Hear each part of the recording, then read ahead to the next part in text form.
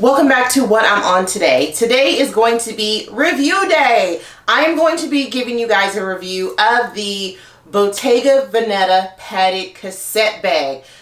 If you're interested and want to know all the things about this bag, stay tuned. Remind me of 12th grade, remind me of young shade, feel like a new shoe, remind me of old games, taste like an ice cold, taste like a mango, feel like some new socks, taste like an angel, she look like a Badu, wrote her a haiku. Hey y'all, welcome back to What I'm On Today. My name is Lakia Chanel and I make videos about all things handbags, both luxury and contemporary, because you guys already know that I do not discriminate. Today, we're going to be talking about the Bottega Veneta cassette bag. I have had my cassette bag for at least a year, I believe. And I want to tell you all the good, all the bad, and all the in between. So let me go get her. Here she is. This is my cassette bag. I will put the color down below. I don't remember what color this is called other than blue. I purchased this bag from My Teresa, and like I mentioned, I purchased it a year ago, and when I purchased it, it was on sale, and I remember that at the time it was retailing for $2,400, $2,500, and I'm messing up all these prices, but I think I got it for either $1,600 or $1,900. You guys know that I'll put the price below. So I was over the moon. Right now, this bad boy retails for, I want to say $3,500 or $3,800. I'll put the correct information below. So in a year, year and a half, however long I've had this bag, prices have gone way, way, way up. So I want to talk to you a little bit about this bag. And I'm not going to say, is it worth it? I kind of hate that. Like, is it worth it? Of course, it's worth it if you buy it.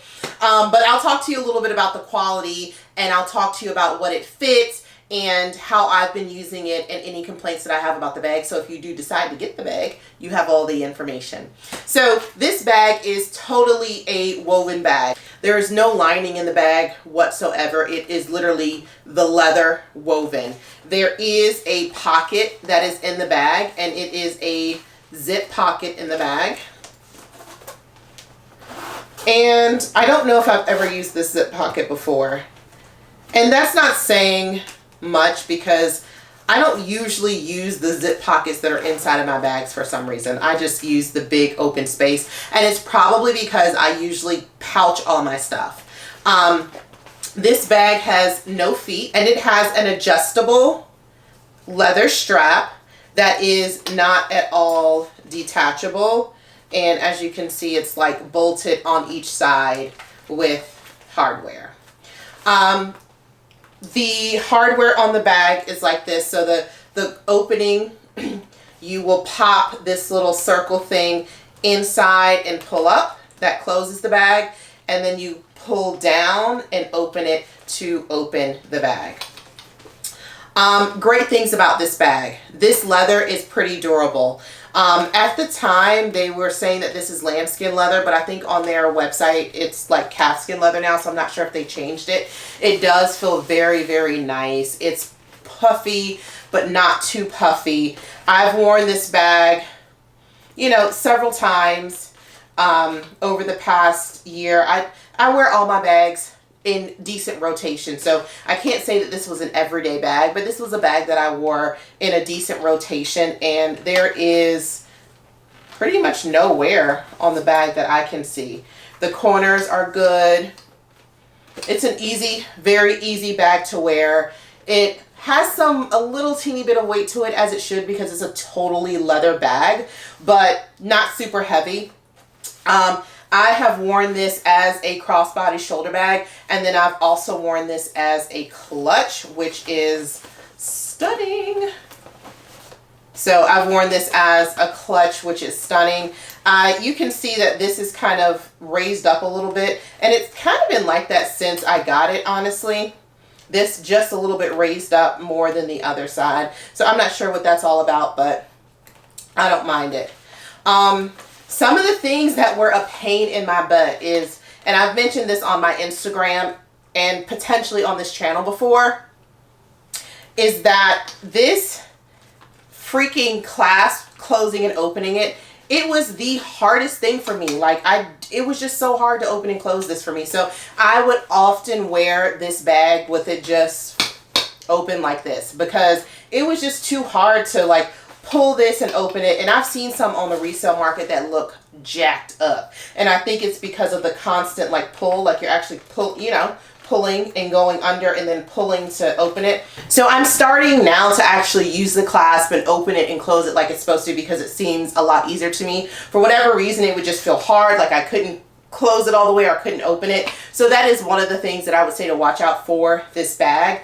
Other than that, that is literally my biggest complaint. I think that this bag is so unique. This is literally a piece of artwork in the way that it's done.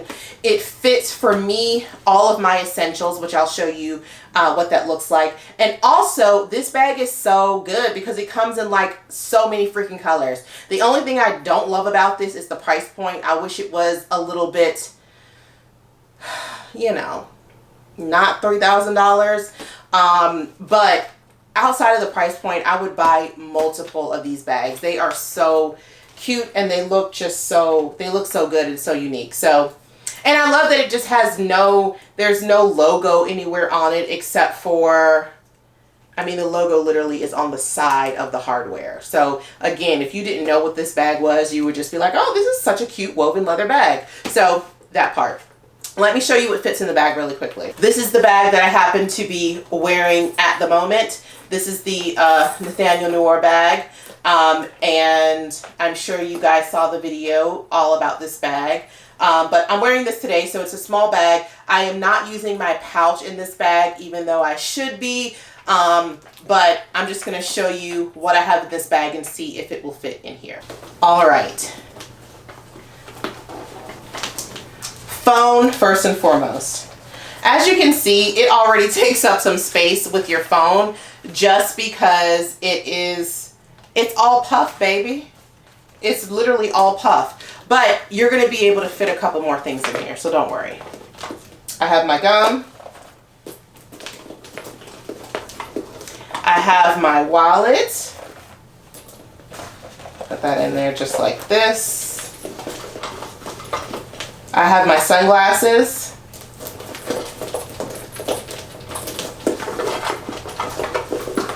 My sanitizer and earbuds.